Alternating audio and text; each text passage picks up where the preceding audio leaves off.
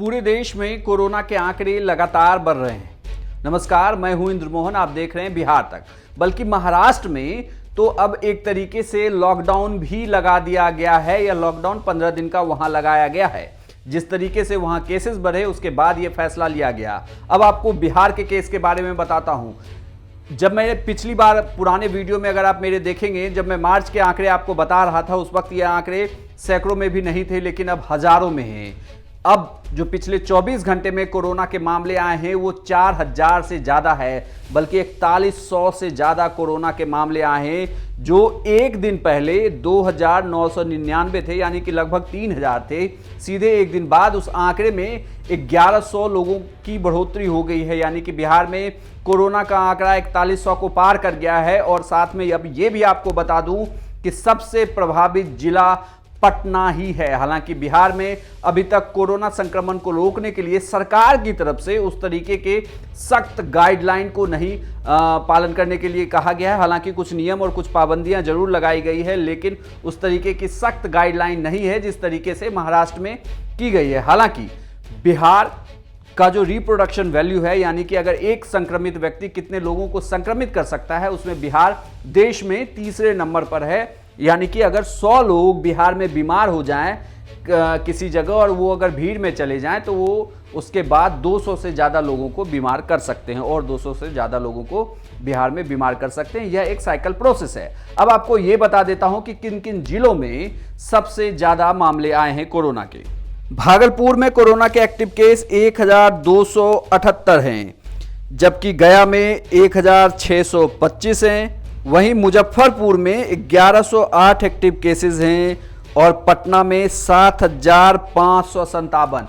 इसके साथ ही बिहार में कुल एक्टिव केसेस की संख्या भी 20,000 को क्रॉस कर गई है। 20,000 से ज़्यादा एक्टिव केस अब बिहार में हैं। वहीं मरने वाले लोगों की बात करें तो कुछ अस्पतालों से लोगों के मरने की भी खबर आई है। हालांकि स्वास्थ्य मंत्री मंगल पांडे ने खुद कोविड अस्पताल का दौरा किया। पीपीई किट पहनकर वो एनएमसीएच पहुंचे थे, वहां का जायजा लिया, और उसके बाद उन्होंने ये जरूर कहा है कि सरकार की पहली प्राथमिकता है कि लोगों की जांच हो सके। स्वास्थ्य विभाग पूरी तरीके से बढ़ते हुए कोरोना मरीजों के मामले को लेकर सचेत है, सतर्क है। और पिछले एक महीने से जब देश में कोरोना के केसेस बढ़ रहे थे, उसी समय से राज्य के अंदर की जो हमारी टेस्टिंग, ट्रैकिंग और ट्रीटमेंट की सुविधा है, उसको बेहतर करने के सारे इंतजामात किए गए। और आज उसी का परिणाम है कि पिछले 10-12 दिनों में पॉजिटिव केसेस में बहुत बड़ा इजाफा हुआ है, आप लोग देख रहे होंगे। उसके बावजूद हम मरीजों को स्वास्थ्य सुविधाएं दे रहे हैं।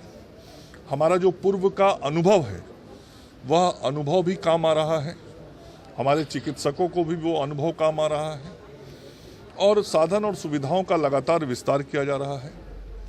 स्वास्थ्य मंत्री मंगल पांडे ने साफ तौर पे कह दिया कि प्राथमिकता क्या है, लेकिन वहीं दूसरी ओर मैं आपको आंकड़े बताऊं तो बिहार में जो लोग बाहर से आ रहे हैं और खास करके ट्रेन के जरिए आ रहे हैं दूसरे राज्यों में, उनसे कोरोना का संक्रमण सबसे ज़्यादा पाया गया है। वहीं दूसरे राज्यों की बात करें तो जो दूसरे राज्यों से आने वाले हमारे अपने श्रमिक भाई हैं, उनमें भी कोरोना का संक्रमण पाया गया। वहीं एक आंकड़ा ये भी कहता है कि बिहार में इस बार कोरोना की दूसरी लहर में 45 साल से कम आयु वर्ग के लोगों को ज़्यादा इफेक्ट कर रहा है। इस बार का कोरोना ज़्यादा इफेक्टेड है, कोरोना की दूसरी लहर ज़्यादा इफेक्टेड है। बल्कि खबर तो अब ये भी है कि पटना के तमाम अस्पताल के बेड फुल हो चुके हैं, जिसके बाद 29 प्राइवेट अस्पतालों को सरकार ने व्यवस्था की है कि उन अस्पतालों में आप इलाज के लिए जा सकते हैं, वहाँ अपना इलाज करा सकते हैं। यह वीडियो भी आपको बिहार तक पे मिल जाएगी, क्योंकि वो कौन से 29 अस्पताल हैं जहाँ आप इलाज कराने जा सकते हैं। वहीं पिछली बार की तरह इस बार भी पटना के 3 अस्पताल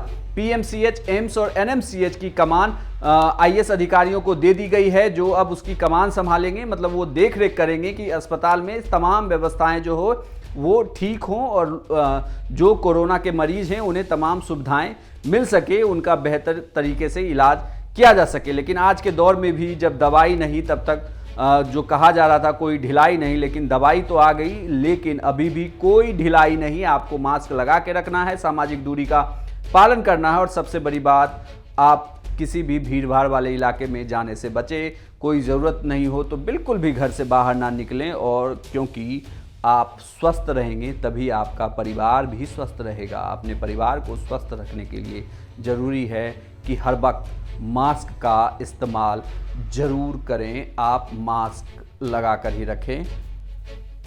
बहुत बहुत धन्यवाद।